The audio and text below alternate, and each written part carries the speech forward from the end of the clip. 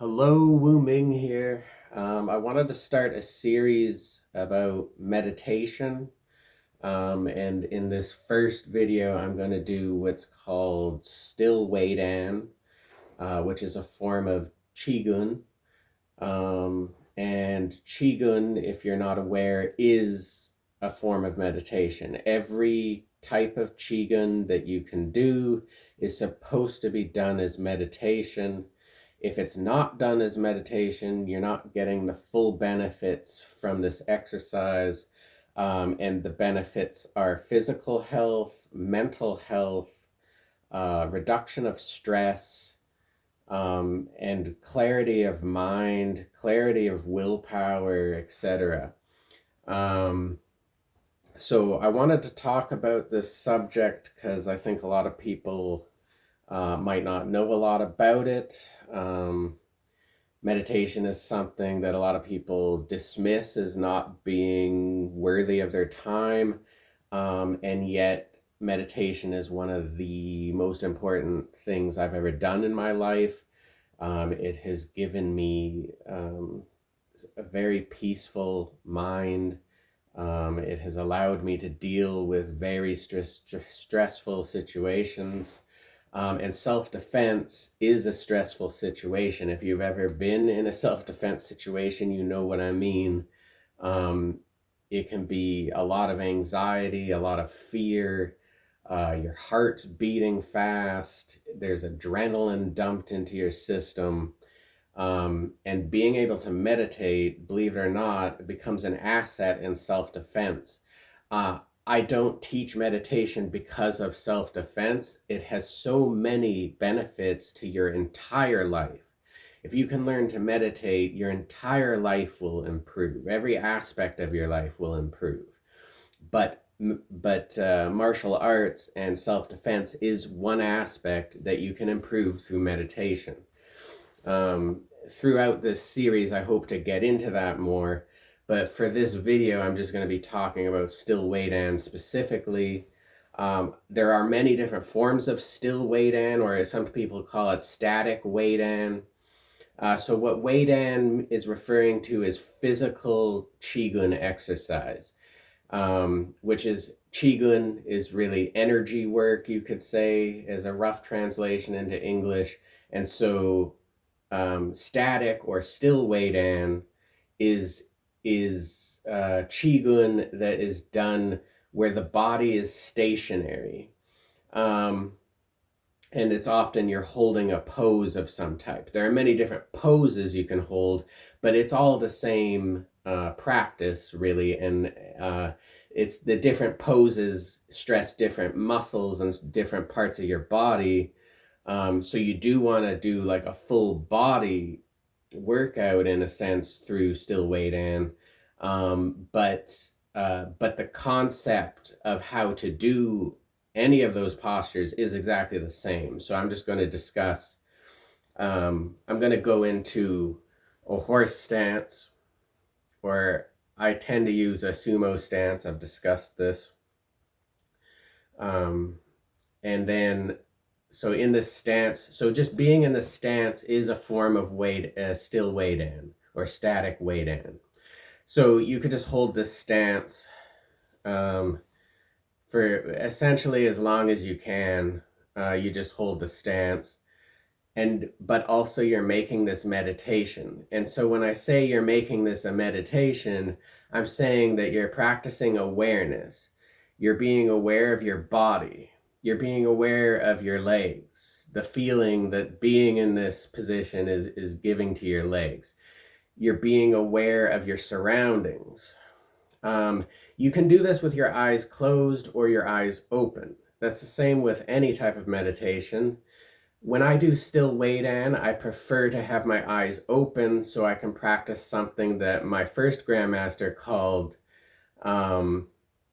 meditative vision. And again, this is something that's going to come up in self-defense and in sparring, where you want to have meditative vision because you might, if you're aware of your surroundings and very aware of minute details in your surroundings, It's easier for you to notice a way out of the fight, a way out of the self-defense situation. It's easier to notice a weapon laying on the ground, or rocks, or anything that can be used, or the environment itself you might be able to use the environment to your advantage. And these are things that having meditative vision is going to give you. So meditation improves our observation skills. So everyone that teaches self-defense is going to teach you to be observant, but meditation is going to improve your ability to be observant. So I recommend for people that want to do self-defense or want to be good at self-defense, I recommend meditation of any type, first of all, but this is one type. So I've been holding this stance this entire time. I'm talking to you right now, but even now, even that I'm talking, I could still practice awareness of my words, awareness of the sound of my voice, awareness of everything I can hear, awareness of everything I can see, and that includes peripheral vision. It's very important. It's very easy to see what you're staring at, what's directly in front of you. It's much harder to see what's on the sides. And again, being in a much more, having a calm mind that is not full of thought allows you to see more of your peripheral. And it's not like you're actually seeing more of it, it's just that you're more aware of what you see. So another form of it is to hold your hands out like this. It was called the sign of the temple at the Temple of Kung Fu. If you do this combined with the horse stance, you're actually getting a pretty full body workout. Not entirely full, there's still things I would recommend to do, but you're getting an upper body and lower body workout at the same time if you do it like this. And then so basically, in the beginning, you can start by trying to hold the stance or the posture longer and longer and longer. And always the goal is to get longer and longer and longer in these poses. You can use mental projection, like, literally focusing your mind on one thing, which is holding the stance longer. But that's a more beginner stage of this exercise and of this meditation. But in the more advanced stage, what you're trying to create is what I call mushin, or what they called mushin in Zen, or Wu Sin in Chan Buddhism. I'm not Buddhist. I have great respect for Buddhism and Taoism, but I don't label myself as any religion or any philosophical doctrine, any dogma whatsoever. So I believe this allows me to be free, free to experiment, free to see what works for me, etc. So you'll see me use things from different traditions, from Hinduism, from Buddhism, from Taoism, from New Age spirituality, and even just stuff that I've come up with on my own through my own experience. And see, in meditation, personal experience trumps everything else. I have a lot of personal experience in meditation. I've been meditating since I was 17 years old. It's a topic that inspires me, and a topic that I am very, very interested in because of how many benefits it gives to you in your life. So I guess that's a basic description of still Weidan. There are different, you could go in a crane stance and use that as your posture. And like I say, each posture is going to work different muscles and whatnot. So you want to work out, a few postures that ends up covering your entire body for this. And an added benefit of still Weidan is what they call the iron shirt in Shaolin Temple, because when you hold this position for a long period of time, the muscle becomes more resilient, You'll also get much more muscle tone and much more muscle definition. And I feel you'll get much more power in your strikes, but also you will have much more power to resist your opponent's strikes. And so I believe that this is just, it's one of the most important things I do in my training routine. I think everyone should do it. So that's still weight in. And as for the meditation aspect of it, which you could call Nadan. So Weidan is the physical form, and Nadan is the mental aspect. But from the mental aspect, and say in Weidan, there's always Nadan. But in Nadan, you don't necessarily need to have Weidan. It's hard to explain, but you can just sit.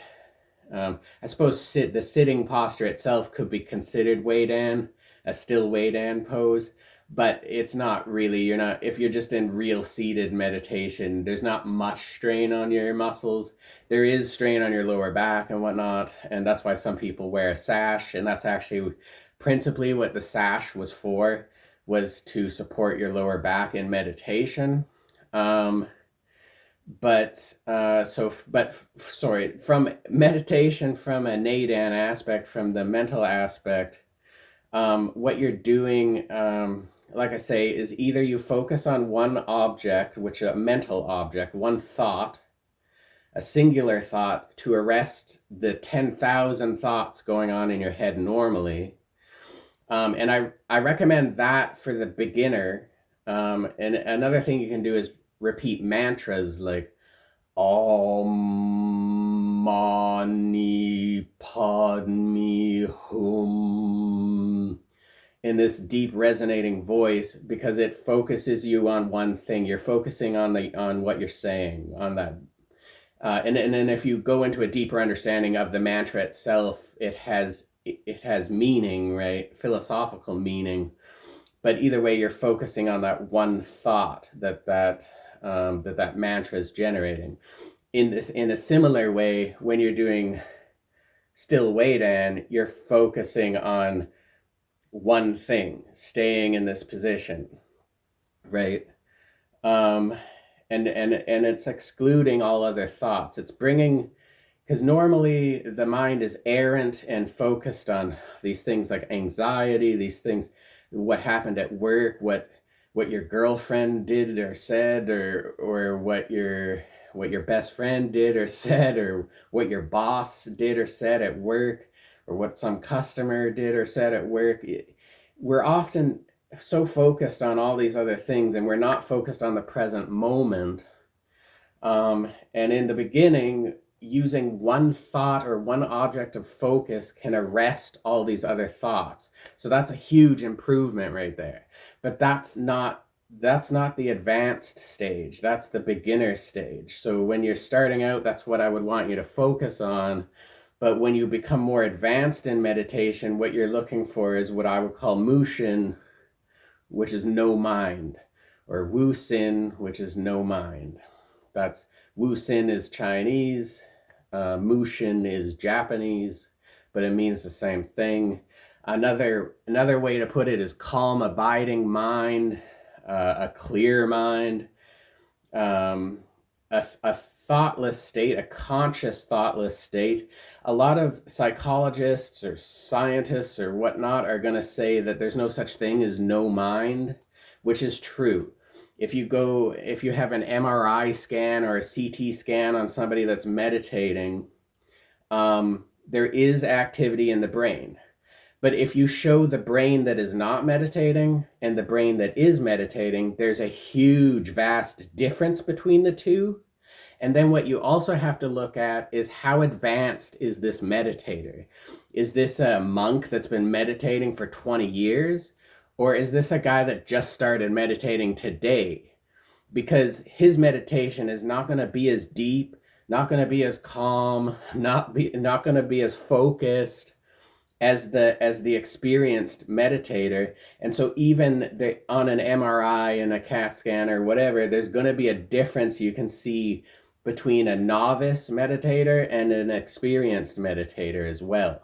So these are all different things, all different states of mind, but you're starting out trying to focus on one thing, which is just staying in this posture.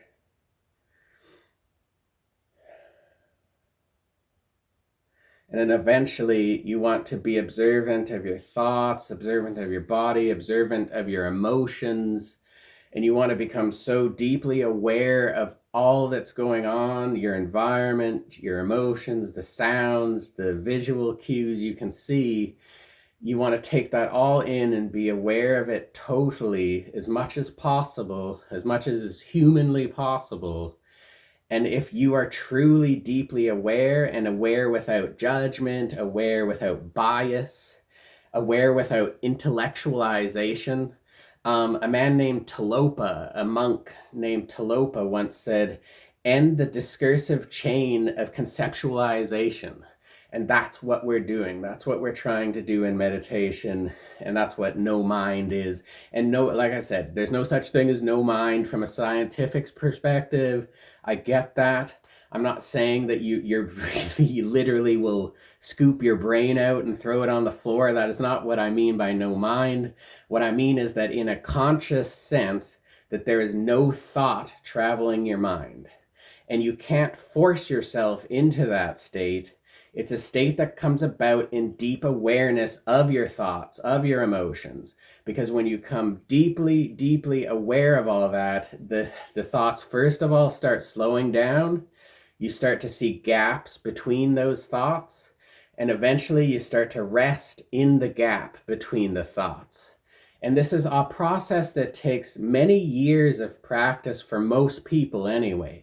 There are some people that are just luckier and are going to get it right away, but that's very, very, very rare. Usually this takes 5, 6, 10, 20 years for people to get into this gap between their thoughts and then rest in there. And then eventually you become familiar with that. And it's actually like looking into a mirror. You're looking at yourself.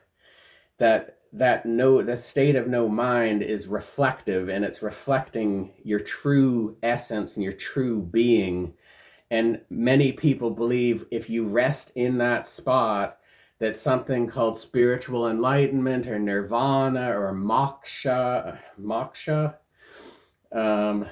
or samadhi or satori. There's all these different words, self-actualization, self-realization, but people believe that if you are in that gap between your thoughts, that this realization can happen to you.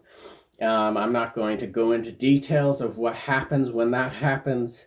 I'm not going to explain that to you. That's for you to find out when you have that realization, because you've been practicing meditation for so long and have taken it very seriously and have done very sincere practice. Then you will find out for yourself what that's all about. I'm not here to tell you that. But I'm going to say that I've gone on for 18 minutes about this.